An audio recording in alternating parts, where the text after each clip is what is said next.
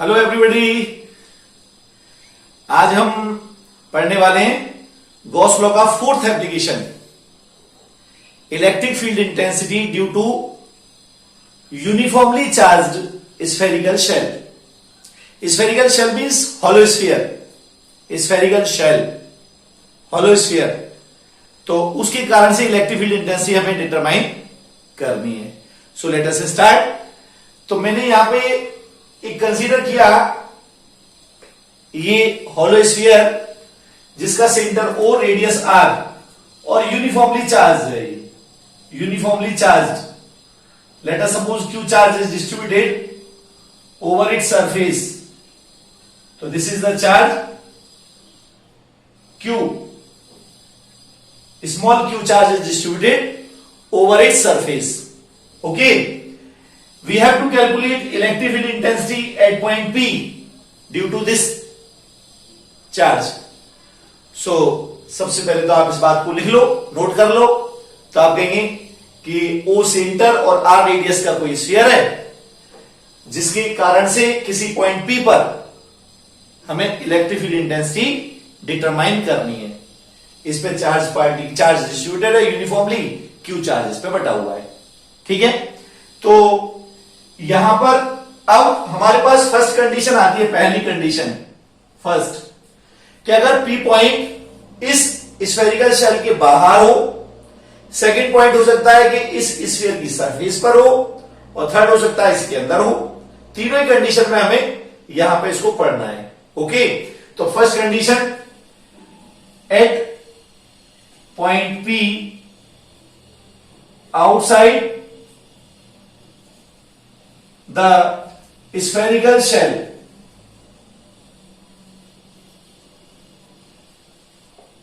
Spherical shell के बाहर हो तब क्या होगा। तो मैंने क्या किया, ये P पॉइंट कंसीडर किया है, ये वाला P पॉइंट है और इसकी O से डिस्टेंस R, ये वाली जो डिस्टेंस है यहां से यहां तक, ये मैंने यहां पे R कंसीडर कर लिया। ओके, ये अब हमें मालूम है गॉस लॉ के एप्लीकेशन में तो हमें गॉसियन सरफेस कंसीडर करना पड़ेगा, क्लोज सरफेस कंसीडर करना पड़ेगा। तो यहां पे एक स्फीयर गॉसियन सरफेस कंसीडर कर लेते हैं। तो यहां पे ये एक क्लोज सरफेस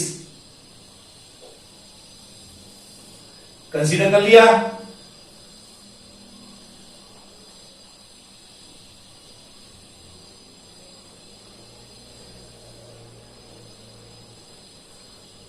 ये क्लोज सरफेस है। ओके, तो क्लोज सरफेस जब कंसीडर किया, P पॉइंट यहां पर है, इस सरफेस पे लाई करता है, ये P पॉइंट है। तो यहां पर E की डायरेक्शन तो ये वाली हो गई और ds की डायरेक्शन भी ये वाली हो गई। तो theta is equal to 0 degree, theta की वैल्यू 0 डिग्री होगी। इस P पॉइंट पर E और ds के बीच में जो एंगल होगा वो थीटा 0 होगा, ये 0 डिग्री होगा। क्लियर हो गया। तो अब यहां पे ये जो टोटल चार्ज है वो इस गॉसियन सरफेस के अंदर एनक्लोज है। तो कभी जरूरत पड़े समेशन क्यू की, तो आप कहेंगे क्यू की इक्वल होगा। समेशन क्यू किसकी इक्वल होगा, क्यू की इक्वल होगा। मैंने स्मॉल एलिमेंट कंसीडर किया हुआ है, ये डीएस की डायरेक्शन बनाई हुई है, ई की डायरेक्शन बनाई हुई है, थीटा को 0 लिखा है क्योंकि दोनों की डायरेक्शन सेम है। ओके, अब यहां पर कैलकुलेट करने के लिए मैंने आपको 3 स्टेप दिए थे। मैंने आपसे कहा था केवल 3 स्टेप, ओनली 3 स्टेप्स फॉलो करने हैं। पहला, by the definition of electric flux, दूसरा बाय गॉस लॉ, और थर्ड स्टेप में दोनों को इक्वेट करना है। इक्वेट करते ही सीधा आपको आंसर मिल जाएगा। ओके, तो आप क्या लिखने वाले हो यहां पे, पहले तो इसकी लैंग्वेज में क्या लिखोगे, आप लैंग्वेज में लिखोगे कि ये हमारे पास कोई स्फेरिकल शेल था जिसपे क्यू चार्ज था, क्यू चार्ज डिस्ट्रीब्यूटेड था यूनिफॉर्मली। ठीक है, इसके कारण से हमें P पॉइंट पर, P पॉइंट कहां पर है, outside the sphere, outside the spherical shell, यहां पर है। इस पे हमें डिटरमाइन करना है इलेक्ट्रिक फील्ड इंटेंसिटी को। ओके, तो यहां पर डिटरमाइन करने के लिए हमने गॉसियन सरफेस को कंसीडर कर लिया है, क्लोज सरफेस गॉसियन सरफेस जिसकी रेडियस है R, सेंटर है O ये, और P पॉइंट इसकी सरफेस पर लाई करता है। इस पे हमने एक स्मॉल एलिमेंट कंसीडर किया है। स्मॉल एलिमेंट की डायरेक्शन और ई की डायरेक्शन बोथ आर सेम, दोनों की डायरेक्शन सेम होंगी। So theta will be 0 degree. इतनी बात आप लैंग्वेज में बताएंगे। ओके, इसके बाद हम आगे चलते। तो आप यहां पे क्या कहने वाले हो, आप बोलोगे by the definition of electric flux. Electric flux की डेफिनेशन लगानी है आपको, तो वो क्या होती है, आप बोलेंगे phi is equal to kilo integration E vector dot ds vector, ये डेफिनेशन होती है। ठीक है, तो यहां पे हमने इसको ओपन किया, तो phi is equal to kilo integration E ds cos 0। Clear.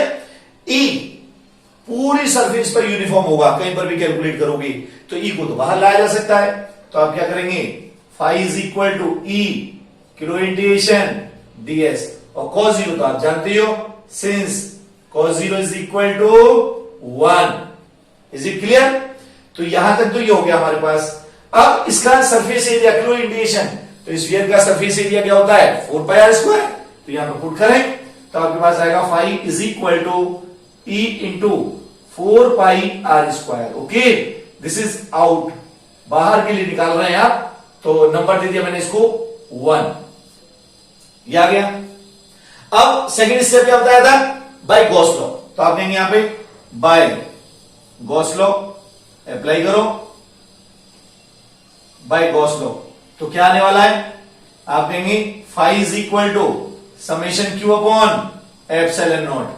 कहां पर होता है ये, फॉर एयर ऑब्लिक वैक्यूम, हाँ या ना, ये हो गया। क्लियर। अब बेटा यहां पे समेशन क्यू की वैल्यू हमें मालूम है, क्यू टोटल चार्ज इसके अंदर एनक्लोज है, क्यू, तो यहां पे वैल्यू पुट कर देता हूं, तो phi is equal to q upon epsilon not. तो this is second equation. Clear. अब मैंने कहा था ये 2 स्टेप हमारे पूरे हो गए। थर्ड स्टेप में क्या करूंगा, दोनों को इक्वेट करना है, इक्वेट करोगे सीधा आपको आंसर मिल जाएगा। तो आप कहेंगे फ्रॉम इक्वेशन 1 एंड 2 इक्वेट कर दो दोनों को, तो क्या आने वाला है, E out into 4 pi are square is equal to q upon epsilon not. ठीक है, इस टर्म को उठा करके यहां से इधर ले जाओ, तो क्या आएगा, E out is equal to 1 upon 4 pi epsilon not q upon r square. It will be the answer. बाहर कभी किसी पॉइंट पे कैलकुलेट करना हो तो आपके पास ये आंसर आएगा। यहां से हमें क्या पता चल रहा है कि ई आउट की जो वैल्यू होती है inversely proportional to R square, ऐसे पता चल रहा है आपको ये। ठीक है, वेक्टर नोटेशन में लिखना पड़ेगा भी, वेक्टर नोटेशन, तो आप कहेंगे इन वेक्टर नोटेशन क्या बोलेंगे, E out vector is equal to 1 upon 4 pi epsilon not q upon r square r cap. Clear, ये हो गया। और अगर मैं यहां पे बात करता किसी मीडियम के लिए तो 1 upon 4 pi epsilon naught epsilon R और आ जाता साथ में। ठीक है, तो ये तो हो गया हमारे पास यहां पे ई आउट कैलकुलेट कर लिया हमने यहां तक। ओके, अब इसके बाद मेरे को यहां बात करनी है कि अगर यही पॉइंट सरफेस पे होता तो क्या होता। तो अगर ये पॉइंट मान लो सपोज ये पी पॉइंट यहां पे सरफेस पे होता तो हमें क्या करना होता, तो हमें गॉसियन सरफेस जो लेते वो हम इसी रेडियस की लेते, तो स्मॉल आर की वैल्यू कैपिटल आर की इक्वल हो जाती। यहां पे अभी तो ये स्मॉल आर है, ये कैपिटल आर है। इस कंडीशन में तो यहां पे हमारे पास फर्स्ट कंडीशन में तो R is greater than capital R है, और सेकंड कंडीशन में क्या हो जाता, small R is equal to capital R. तो वही वैल्यू अगर डायरेक्ट पुट कर देंगे तो सीधा आपको आंसर मिल जाएगा। तो यहां पर ये तो हुआ आउट के लिए। सरफेस के लिए बात करें, देखिए जरा, at the surface second point,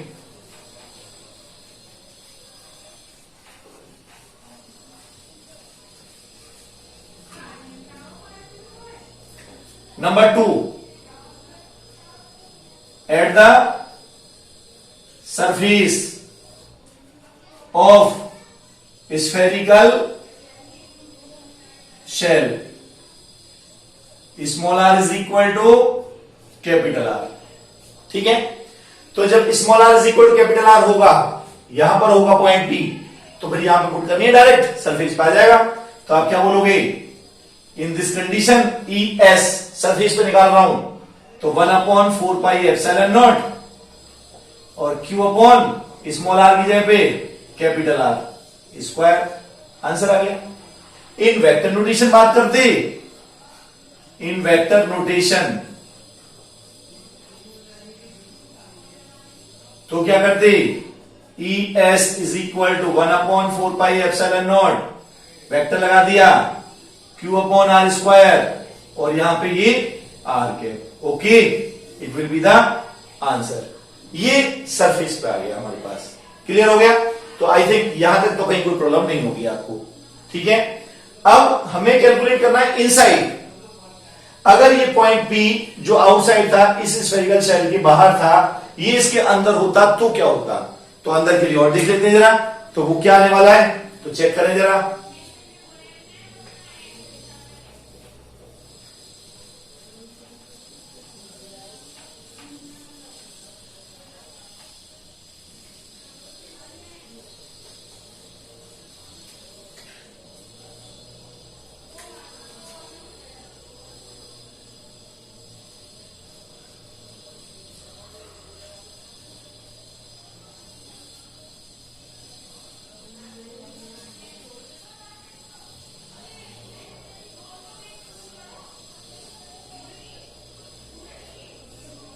inside the spherical shell बात कर रहे हैं, तो इनसाइड द स्फेरिकल शेल के लिए डायग्राम तो ये नहीं बनेगा। अब डायग्राम क्या होगा वो भी चेक कर लेते हैं।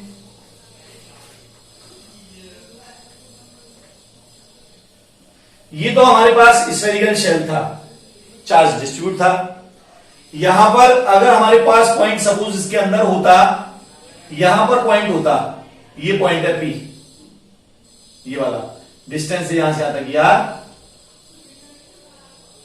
तो अब गॉसियन सरफेस आपको अंदर कंसीडर करना पड़ता है इसके अंदर। तो गॉसियन सरफेस अब जो आएगा वो ये वाला आएगा,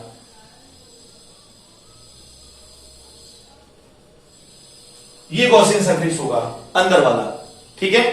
तो जी जब यहां पे आपने गॉसियन सरफेस लिया स्मॉल आर रेडियस का ये वाला, तो इसके अंदर चार्ज बताइए, चार्ज कितना है। तो net charge enclose with in this Gaussian surface, अंदर वाली सरफेस के अंदर कितना चार्ज है। तो आपका आंसर क्या होगा, summation q is equal to 0, there is no charge. पूरा का पूरा चार्ज तो बाहर डिस्ट्रीब्यूट है, तो जब पूरा चार्ज बाहर है तो अंदर इसके अंदर कितना चार्ज एनक्लोज हो गया, 0, ओके। तो यहां पे लिखेंगे समेशन q की वैल्यू 0, तो ये तो 0 हो गया आपके पास कि टोटल चार्ज इसके अंदर 0 होगा। अब तरीका हमारा वही पुराना वाला, तो क्या करने वाले हैं, आप कहेंगे by the definition of electric flux, electric flux की डेफिनेशन लगानी है। यहां पे अगर ई होता बाई चांस, तो ये डायरेक्शन होती रेडियली और ये ds की डायरेक्शन होती, तो थीटा तो वही 0 आता नहीं।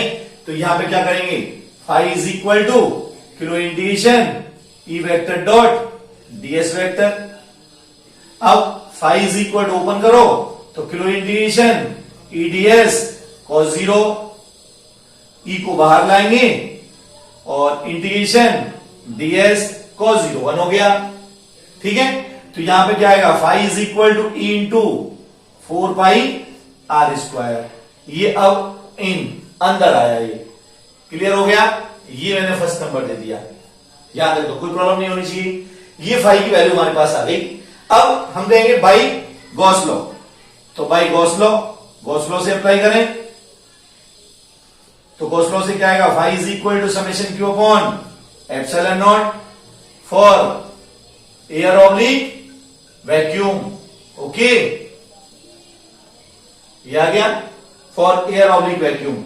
यहां पे समेशन q की वैल्यू मैंने आपको बताई थी कितनी होती है, 0, तो फाई इज इक्वल टू 0 में किसी का डिवाइड करो 0 आएगा, सेकंड आ गया। अब फर्स्ट और सेकंड को इक्वेट करो, फ्रॉम 1 and 2 इक्वेट करेंगे तो क्या आने वाला है, E in into 4πr² is equal to 0। It means E in is equal to 0। अंदर अगर आप निकालेंगे, किसी भी पॉइंट पर निकालेंगे तो इलेक्ट्रिक फील्ड इंटेंसिटी 0 होगी। और अगर कभी सेंटर पे पूछ ले तो सेंटर भी तो अंदर ही होता है ना भाई, तो सेंटर पे भी कितनी होगी 0। अगर सेंटर पे कभी कहता है तो वहां पर भी 0 ही होगी। ये आ गया आपके पास आंसर। अगर मान लो हमें यहां पे इसका ग्राफ बनाना पड़े, ग्राफ, तो ग्राफ कैसे बनाएंगे, ध्यान दें, ये तो मैंने लिया यहां पे E और ये R के लिए, ये R, ये E, यहां पे ये पॉइंट है जहां पे R इक्वल टू R है, ये R is less than capital R और R is greater than capital R। Surface में इलेक्ट्रिक फील्ड इंटेंसिटी मैक्सिमम होती है। आपने देखा था यहां पे तो 0 है अंदर, तो यहां से आता तो ये डार्क कर देंगे, वाली लाइन डार्क करेंगे यहां पे से, ये डार्क कर दिया। सरफेस में यहां पे मैक्सिमम बनाएंगे, ई मैक्सिमम सरफेस पे, ये मैक्सिमम है। और बाहर डिस्टेंस की स्क्वायर की इनवर्सली प्रोपोर्शनल ग्राफ ऐसे बनेगा, बाहर के लिए ये होगा। तो क्या लिखेंगे आप यहां पे, ई आउट प्रोपोर्शनल टू 1/r², और E surface is equal, sorry, E in is equal to 0। ये आपको ग्राफिकल रिप्रेजेंटेशन देना है। तो ये हो गया हमारे पास यहां पे इसका फोर्थ एप्लीकेशन, गॉस लॉ का फोर्थ एप्लीकेशन। क्लियर? अब इसके बाद आगे की बात हम पढ़ेंगे नेक्स्ट वीडियो में कल। तब तक के लिए थैंक यू।